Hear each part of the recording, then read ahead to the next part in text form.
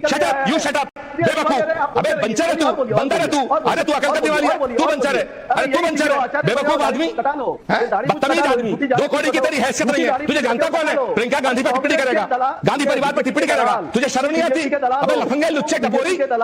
ये बात याद रखिएगा, मुर्गा लड़ा रही है कांग्रेस पार्टी। मैं इस बात पर आऊंगी, लेकिन स्वयं पुरोहित जी हैं अब आपके 23 तारीख को आपने उनको जप्फी डाल के मिलना है, 23 तारीख को आपने उनको जप्फी डाल के मिलना है, उनको बोलने तो दीजिए। कमाल है, एकता करवा रहे हैं हम यहाँ पर। अच्छा, स्वयं पुरोहित जी तृणमूल कांग्रेस के हैं, हमारे साथी हैं। हाँ बिल्कुल, रिस्पेक्ट। स्वयं पुरोहित जी, स्वयं पुरोहित जी, अब मुझे नमस्कार, मैं आपसे पूछना चाहती हूँ कि ये तो ममता बनर्जी ने तो बिल्कुल सीधी बात की, और वो पहले से सीधी बात कह रही है, इसके लिए मैं उनको सैल्यूट करूंगी। उन्होंने पहले से कहा है बंगाल में हम शेर हैं, हम लड़ेंगे, बाकी जगह हम कांग्रेस को सपोर्ट कर देंगे।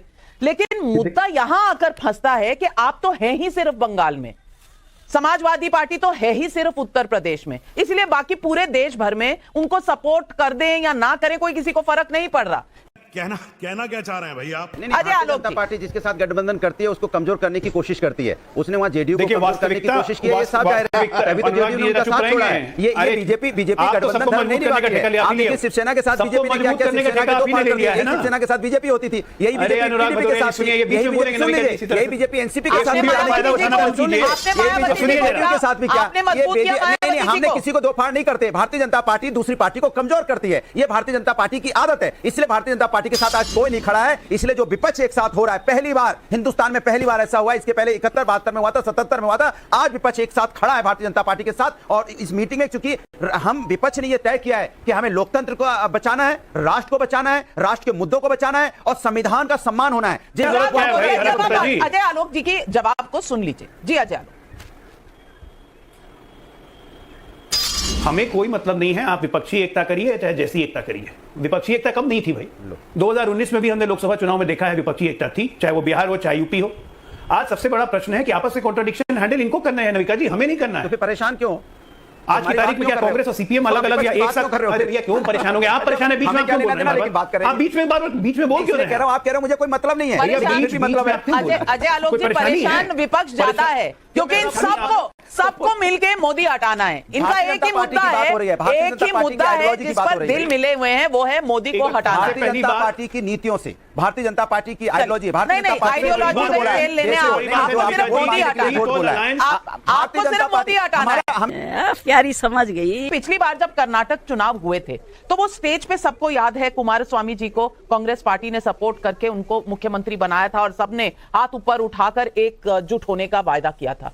और फिर 2019 के चुनाव में जो हुआ वो देश भर ने देखा, दुनिया ने देखा। तो केसी त्यागी जी, ये जो कड़वाहट है, ये जो मुद्दे हैं, ये जो कांग्रेस पार्टी का एक बाई इलेक्शन में जो विक्ट्री हुई बंगाल में, तृणमूल कांग्रेस ने उस एमएलए को भी ले लिया, ये सारे मुद्दे उठकर आएंगे 23 तारीख को कि नहीं? कि सब लोग बस वहां पकौड़े खाएंगे और चाय पिएंगे और खुश खुश चले जाएंगे फोटो खिंचा के? नहीं नविका जी, आपको इतने हल्के तरीके से, आप एक बड़ी चैनल की एडिटर हैं, वो इतने हल्के पकोड़े खाएंगे चाय पिएंगे चले जाएंगे, इतने हल्के तरीके से आपको कमेंट नहीं करना चाहिए।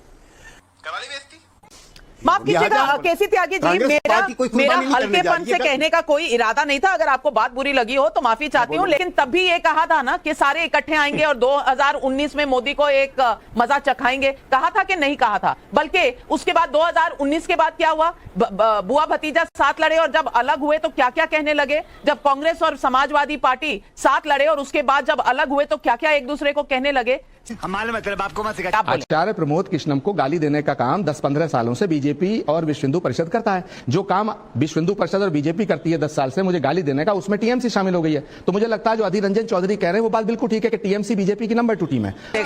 माफ कीजिएगा, सब मुस्कुरा रहे हैं पैनल पर। केसी त्यागी जी, अब आपने देख लिया, ये ट्रेलर है 23 जून का। प्रधानमंत्री बनेंगे आप, ऐसे 2-2 पैसे के 2-2 कौड़ी के लफंगे आपके टेलीविजन चैनल पे आएंगे। टीएमसी इसको कौन जानता है? बंगाल से बाहर टीएमसी को एक वोट मिलेगा, कहीं पार्षद है?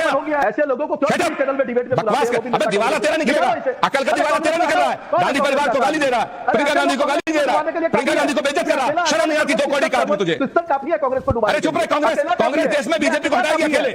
मोदी को हमें हटाना आता है। तुम जैसे 2 कौड़ी के लोगों से हमें कोई मदद नहीं चाहिए।